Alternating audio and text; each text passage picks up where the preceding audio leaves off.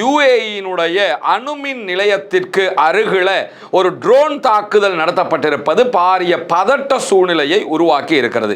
வளைகுடாவில் இருக்கக்கூடிய தெஹ்ரானுக்கு சொந்தமான ஒரு தீவை யுஏஇ கைப்பற்ற வேண்டும் என்கிற அழுத்தத்தை அமெரிக்க அதிகாரிகள் தொடர்ந்து வலியுறுத்தி வருவதாக தி டெலிகிராஃப் இன்றைக்கு வெளியிட்டிருக்கக்கூடிய செய்திகளை நம்ம பார்க்க முடியும். காசாவினுடைய மக்கள் 2024ஆம் ஆண்டில் இருந்து கிட்டத்தட்ட 3 ஆண்டுகள் ஹஜ்ஜுக்கு பயணிக்க முடியாத அவலத்தை சந்தித்து வருகிறார்கள்.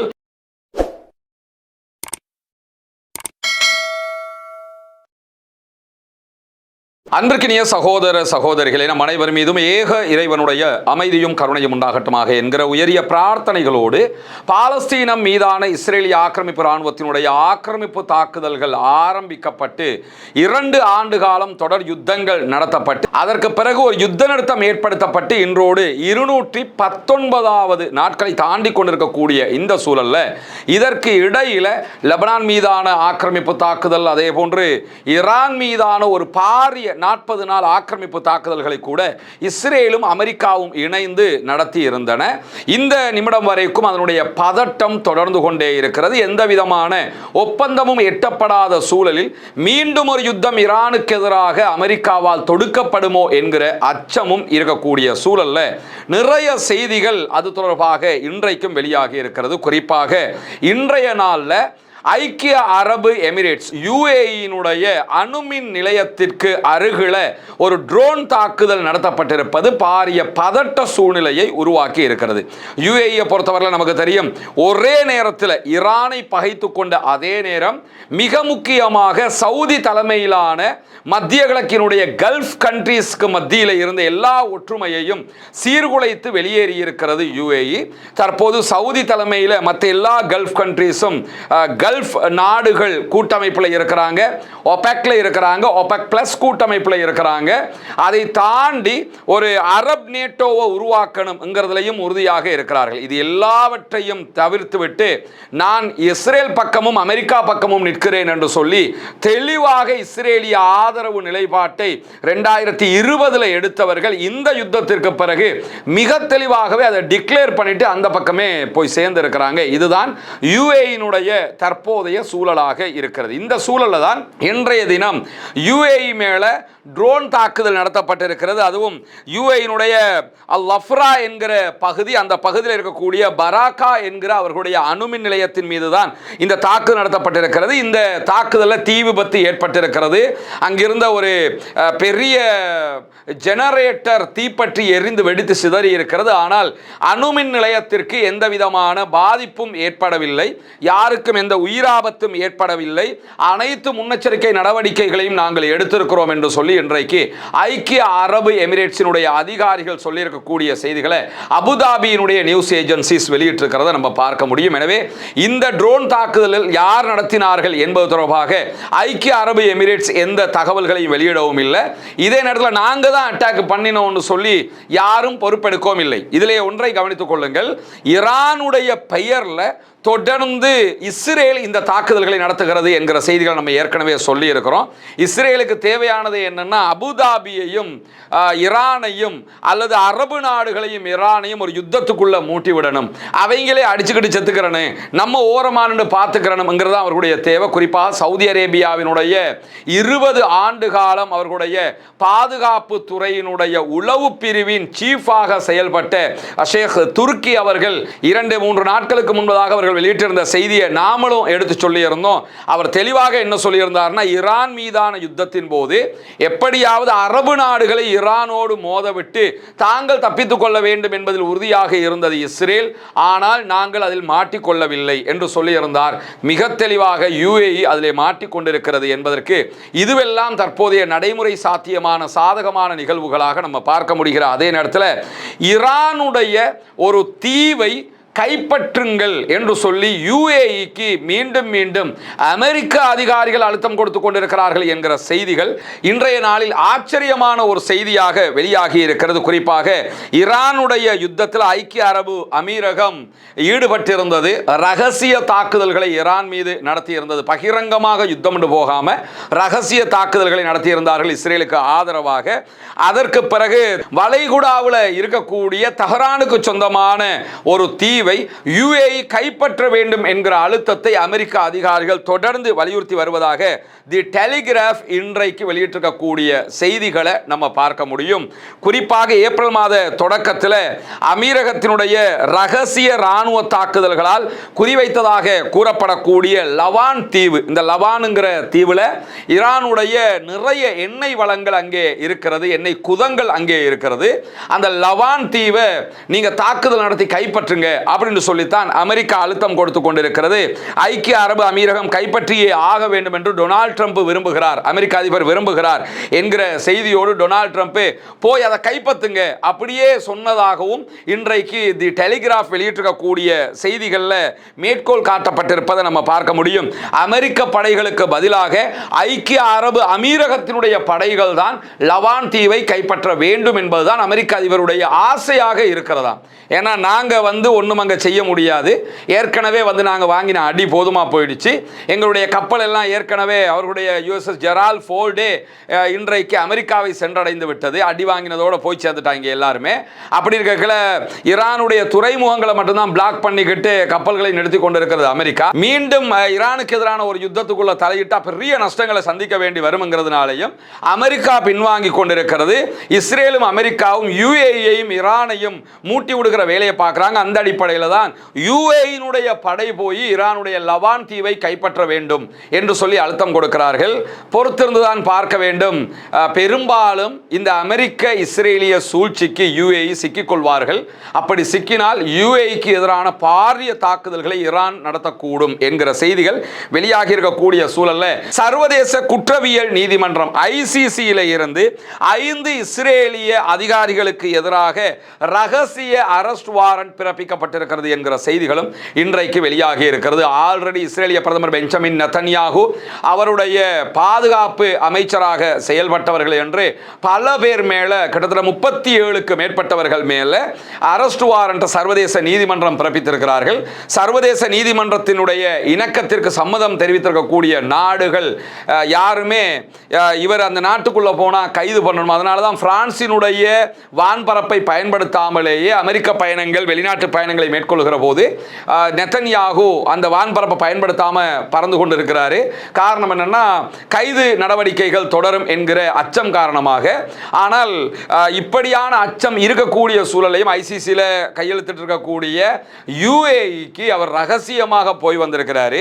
யுஏஇ சரியா இருந்தா வந்தாலே அரெஸ்ட் பண்ணி இருக்கணும், ஆனா பண்ணல, ரகசியமாக கூப்பிட்டு ராஜ மரியாதையோட வழி அனுப்பி வச்சிருக்கிறாங்கிற செய்திகளையும் நம்ம ஏற்கனவே பார்த்திருக்கக்கூடிய சூழல் தான் மே மாதம் 17ஆம் தேதி இஸ்ரேலுடைய ஹரேட்ஸ் பத்திரிகை வெளியிட்டிருக்கக்கூடிய செய்திகளில் 3 அரசியல்வாதிகள் மீதும் 2 இராணுவ அதிகாரிகளையும் இலக்கு வைத்து தான் இந்த தீர்ப்புகளை ஐசிசி கொடுத்திருக்கிறது. இவர்கள் எந்த நாட்டுக்கு பயணம் மேற்கொண்டாலும் ஐசிசியினுடைய வரம்புக்கு கீழாக கைது செய்யப்பட வேண்டும் என்பதுதான் அந்த அரெஸ்ட் வாரண்டினுடைய சாராம்சமாக இருக்கக்கூடிய சூழல்ல இன்றைக்கு ஒரு கவலையான மேலதிக செய்தியும் வெளியாகி இருக்கிறது. அது என்னன்னு சொன்னா, காசாவினுடைய மக்கள் 2024ஆம் ஆண்டில் இருந்து கிட்டத்தட்ட 3 ஆண்டுகள் ஹஜ்ஜுக்கு பயணிக்க முடியாத அவலத்தை சந்தித்து வருகிறார்கள்.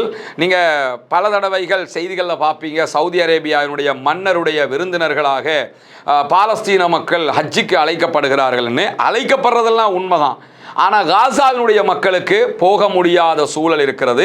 குறிப்பாக இந்த ஆண்டும் வெஸ்ட் பேங்க்ல இருக்கக்கூடியவர்கள் தான் ஹஜ்ஜுக்கு பயணம் மேற்கொள்கிறார்களே தவிர காசாவில் இருக்கக்கூடிய யாருக்கும் ஹஜ்ஜுக்கு போக முடியாது. காரணம், இஸ்ரேலிய ஆக்கிரமிப்பு இராணுவம் தொடர்ந்து 3வது ஆண்டாக காசா பகுதியை முற்றுகையிட்டு, அதிலும் குறிப்பாக ரஃபா பார்டர் முடக்கப்பட்டிருக்கிறது. எந்த வழியாலையும் காசா மக்கள் வெளியேற முடியாது, ஹஜ்ஜுக்காக கூட வெளியேற முடியாத அளவுக்கு அவர்கள் முடக்கப்பட்டிருக்கக்கூடிய சூழலை நம்ம பார்க்க முடியும். இப்படியான ஒரு சூழல்ல தங்களுடைய மார்க்க கடமை, ஒவ்வொரு மனிதனும் அவனுக்கு சக்தி படைத்திருந்தால், வசதிகள் கொண்டிருந்தால் நிறைவேற்ற வேண்டிய மிக முக்கியமான கடமை, பாவங்கள் மொத்தமாக மன்னிக்கப்படக்கூடிய வாய்ப்புள்ள ஒரு கடமை. அந்த கடமையை நிறைவேற்றணும்னு தான் எல்லோருமே ஆசைப்படுவோம். அந்த கடமைக்கு கூட காசா அப்பாவிகளுக்கு போக முடியாத ஒரு இக்கட்டான சூழலில் சிக்கி தவிக்கிறார்கள். அரபு நாடுகள் பார்த்து கொண்டிருக்கிறது. அவங்க என்ன பண்றதுன்னு தெரியாத ஒரு சூழல்ல இருக்கக்கூடிய நேரத்தில் காசா மக்களுக்கு என்ன பண்ண போறாங்கங்கிற கேள்விகளும் இல்லாமல் இல்லை. இப்படியான ஒரு சூழல்ல தான் ஈரானுடைய முன்மொழிவுக்கு மீண்டும் 5 நிபந்தனைகளை அமெரிக்கா விதித்திருக்கிறது என்கிற செய்திகள் இன்றைக்கு வெளியாகி இருக்கிறது. ஏற்கனவே ஈரான் ஒரு முன்மொழிவை கொடுத்திருந்தாங்க, யுத்த நிறுத்தத்தை இப்படி பண்ணிக்கிறோம்னு சொல்லி. அதை ஏற்றுக்கிற முடியாதுன்னு அமெரிக்கா சொன்னாங்க. அமெரிக்கா ஒன்றை கொடுத்தாங்க, அதை ஏற்றுக்கிற முடியாதுன்னு ஈரான் சொன்னாங்க. பிறகு ஈரான் ஒன்றை கொடுத்தாங்க, பிறகு அமெரிக்கா ஒன்றை கொடுத்தாங்க, பிறகு ஈரான் ஒன்றை, இப்படி மாறி மாறி மாறி மாறி கொடுத்து கொண்டிருக்கிறாங்க. ஆனால் இதில் ஒரு உடன்பாடு வரமாட்டேங்குது. திடீரென நேற்று கூட பாகிஸ்தானுடைய உள்துறை அமைச்சர் ஈரானுக்கு வந்து இறங்கி இருந்தார். எப்படியாவது கன்வின்ஸ் பண்ணி நீங்க ஒரு சமாதானத்துக்கு வரணும்ங்கிறாரு. ஆனால் ஈரானியர்கள் அவர்களுடைய உரிமையை விட்டுக் கொடுப்பதற்கு தயாரில்லை. புதிதாக அமெரிக்கா வழங்கி இருக்கக்கூடிய 5 நிபந்தனைகள் வெளியாகி இருக்கிறது. அந்த நிபந்தனைகளுக்கு பதிலளித்திருக்கக்கூடிய ஈரான் எந்த ஒரு அச்சுறுத்தலையும் மிக தெளிவாக எதிர்கொள்வோம், அமெரிக்காவினுடைய படைகள் திடீர் தாக்குதலுக்கு உள்ளாகலாம் என்கிற அறிவிப்பை விடுத்திருக்கிறார்கள். எந்த நேரத்திலும் அமெரிக்க படைகள் அடி வாங்குவதற்கு தயார் நிலையில் இருக்க வேண்டும் என்றும் ஈரான் அறிவித்திருக்கிறது. தகவல்களின் பிரகாரம் இன்றைக்கு வெளியிடப்பட்டிருக்கக்கூடிய அந்த 5 நிபந்தனைகளை அல் ஜசீராவும் பட்டியலிட்டிருக்கிறது. முதலாவது, ஈரானுக்கு இந்த யுத்தத்திற்கான எந்த இழப்பீடுகளும் வழங்கப்பட மாட்டாது என்று சொல்லி அமெரிக்கா சொல்லி இருக்கிறது. ஆனால் எங்களுக்கு இழப்பீடு தந்தா தான் யுத்த நிறுத்தத்துக்கு வருவோம்னு ஈரான் சொல்றாங்க. இது ஒன்றும் புதிய கோரிக்கையும் கிடையாது. ஆல்ரெடி இந்த மாதிரியான ஒரு இழப்பீடு அமெரிக்காவிடத்தில் ஈரான் கேட்டு அமெரிக்கா இழப்பீட்டையும் கொடுத்திருக்கிற முன்னுதாரணம் இருக்கிறது. அதை வச்சு தான் அவங்க இந்த இழப்பீட்டை கேட்கிறாங்க. இரண்டாவது, தெஹரானில் இருக்கக்கூடிய 460 கிலோகிராம் செறிவூட்டப்பட்ட யுரேனியம் 460 கிலோகிராம் இருக்கிறது. கிட்டத்தட்ட 900 பவுண்டுகள் என்று சொல்லி நினைக்கிறேன். இதுல 9-10 அணு ஆயுதங்களை தயாரிக்க முடியும். இந்த செறிவூட்டப்பட்ட யுரேனியத்தை அமெரிக்காவிடத்தில் தரணும் அப்படின்னு சொல்லி அவங்க கேட்டிருக்கிறாங்க. அதுக்கு தான் வந்தீங்கன்னு இந்த பக்கம் வந்தீங்கன்னா அடி வாங்கிட்டு தான் போவீங்க அப்படின்ட்டாங்க. காலாகாலமாக எங்களுடைய அறிவை செலவழித்து எங்களுடைய தொழில்நுட்பத்தால் நாங்கள் உருவாகி இருக்கிறோம். இதை உங்ககிட்ட தரணும்னா எதுக்குடா இவ்வளோ காலமாக பட்டினி கிடந்து செத்தோங்கிற கேள்வி வருமா இல்லையா? அந்த நாட்டின் மீதான அடக்குமுறைகள், அந்த நாட்டின் மீதான பொருளாதார அடக்குமுறைகள், எல்லா தடைகளும், ஈரான்னாலே பொருளாதார தடையில் வளர்ந்த ஒரு நாடு தான். அவ்வளவு பொருளாதார தடைகளை விதிச்சிருந்தும் அதையெல்லாம் தாங்கிக்கிட்டு எந்திரிச்சு மேலே வந்து இப்படியான ஒன்றை உருவாக்கி இருக்கும்போது அதை தாங்கடானா கொடுத்துருவாங்களா அவங்க? அதனால் அதை தரமாட்டோம் என்று சொல்லி தெளிவாக சொல்லி இருக்கிறார்கள். அதே போன்று ஈரான் தன்னுடைய அணுசக்தி நிலையங்களில் ஒன்றை வைத்துக்கொண்டு மற்ற அனைத்திலும் தன்னுடைய செயல்பாடுகளை நிறுத்த வேண்டும் அப்படின்னு இருக்கிறாங்க. நீ யுத்தத்திலேயே தோத்துருக்கிற, ஈரான்காரன் ஜெயிச்சிருக்கிறான், தோத்து போனவன் போடுற நிபந்தனையை ஜெயிச்சவன் ஏற்றுக்கிறவானா? ஆனால் இதெல்லாம் நீங்கள் ஏற்றுக்கிறணும்னா அவன் வெளுத்து அனுப்ப மாட்டான். அவனுக்கு அவ்வளோ எரிச்சல் வராது, கோபம் வராது. அதே மாதிரி 4வது நிபந்தனை, ஈரானுடைய முடக்கப்பட்டிருக்கக்கூடிய பில்லியன் கணக்கான சொத்துக்களை விடுவிக்க முடியாது. அவங்க ஒன்றுமே பண்ண மாட்டாங்களாம். ஆனால் ஈரான் மட்டும் எல்லாத்தையும் விட்டு கொடுக்கணுமா? ஏன்னா ஜெயிச்சிருக்கிறான் அவன் எப்படா அவனுக்கு விட்டு கொடுப்பாங்கிற சாதாரண அறிவு கூட கிடையாது, நாலேஜ் இல்லையா? 5வதாக எல்லா முனைகளிலும் யுத்தத்தை நிறுத்துவது, அதுக்கு மட்டும் ஒப்புக்கொண்டிருக்கிறாங்க. அதாவது ஈரானு, காசா, அதே போன்ற லெபனான், யமன் எல்லா பகுதிகளிலையும் நாங்கள் யுத்தத்தை நிறுத்துறோம் அப்படின்னு சொல்லி இந்த 5வதுக்கு மட்டும் ஒப்புக்கொண்டிருக்கிறாங்க. மீதி 4 இப்படி சொல்லியிருக்கிறாங்க. இதுக்கு தான் பதிலடி கிடைக்கும், எங்கள் மீது தாக்குதல் நடத்தப்பட்டால் பதிலடி கிடைக்கும், இதை நாங்கள் ஏற்றுக்கிறல அப்படின்னு சொல்லி ஈரான் தடாலடியாக உடனடியாக மறுத்து விட்டார்கள் என்கிற செய்திகளுக்கு மத்தியில் தான் நமக்கு தெரியும் அரபு நாட்டுக்காரன் சொந்தமாக யோசிக்கவே மாட்டாங்க. யோசிக்கிற ஐடியாவும் அவங்களுக்கு இல்லை. ஏன்னா பணம் முத்தி போய் சுகபோகம் முத்தி போனால் எதுக்கு படிக்கணும், எதுக்கு அறிவு, எதுக்கு நாலேஜுங்கிற கேள்வி வந்துடும். அதனால் இனிமேலும் நமக்கு படித்து அறிவை வளர்த்தெல்லாம் ஒன்றும் பண்ண முடியாது. நம்மளை பாதுகாக்கிறதுக்கு ஒத்தனை இல்லாட்டி இன்னொருத்த எவனையாவது கொண்டு வந்து வச்சு காசை தாரம் என்ன பாதுகாத்துக்க அப்படின்னு வச்சுக்கணும். காசு இருந்தால் எதையும் பண்ண முடியும்னு நினைக்கிற கூட்டம். ஏற்கனவே அமெரிக்காவை நம்பி கடைசியில் அடி வாங்கி போனாங்க. இந்த யுத்தம் என்ன நடந்துச்சுங்கிறது தெரியும் அரபு நாடுகளுக்கு. அதற்கு பிறகு யுக்ரைன்காரன் வந்தான், அவனே ரஷ்யாட்ட இருந்து அடியை வாங்கிட்டு இருக்கிறவன் நான் வந்து உங்களை காப்பாற்றுறேன்னு வந்தான். அவனை நம்பி அவன்கிட்ட செலவழிச்சாங்க. இப்போ என்ன பண்ணிக்கிட்டு இருக்கிறாங்கன்னா, பிரித்தானியா குறைந்த செலவில் நாங்கள் ட்ரோன்களை தடுக்கிற தொழில்நுட்பத்தை உங்களுக்கு தர்றோம் அப்படின்னு சொல்லி ஒரு துல்லியமாக அளிக்கிற ஒரு ஆயுத அமைப்பை நாங்கள் கொடுத்திருக்கிறோம் என்று சொல்லி கொண்டு வந்து கொடுத்துருக்கிறாங்க. அவர்களுடைய 9 டைஃபூன் வகை போர் விமானங்களில் அந்த தொழில்நுட்பம் இணைக்கப்பட்டு நாங்கள் குறைஞ்ச செலவில் ட்ரோன்களை எல்லாம் தடுத்து தர்றோம் அப்படிங்கிற ஒரு பிசினஸ்க்கு வந்திருக்கிறாங்க. அரபு நாட்டுக்காரங்களும் பல்லை இழிச்சிட்டு போய் ஓகே ஓகே தாங்கன்னு சொல்லி கேட்டிருக்கிறாங்க. இது எல்லாத்தையும் விட ஈரானோடு நெருக்கமாக இணக்கமாக போயிட்டாலே அத்தனை பேருமே நிம்மதியாக இருந்துடலாமா இல்லையா?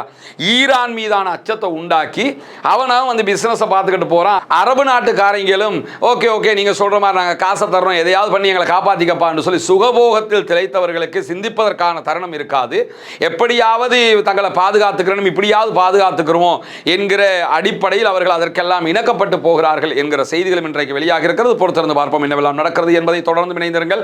ரஸ்மின் பைசி நியூஸ் மற்றும் ரஸ்மின் டாக்ஸ் ஆகிய 2 சேனல்களோடும் தொடர்ந்து உங்களுக்கு தேவையான உண்மையான செய்திகளை விவரங்களை கொண்டு வந்து தருவதற்கு தயாராக இருக்கிறோம். ஆக்கிரமிப்புகள் ஓய வேண்டும், ஆக்கிரமிப்பாளர்கள் ஓய வேண்டும், ஆக்கிரமிப்புகள் ஓய்ந்து ஆக்கிரமிப்பாளர்களும் ஓய்ந்து முழு உலகிலும் அமைதி திரும்ப வேண்டும் என்கிற உயரிய பிரார்த்தனைகளோடு ஆக்கிரமிப்பாளர்களுக்கு எதிராக தொடர்ந்தும் ஜனநாயக ரீதியாக குரல் எழுப்புவோமாக. வாஹ்ரத அல்ஹம்துலில்லாஹி ரப்பில் ஆலமீன்.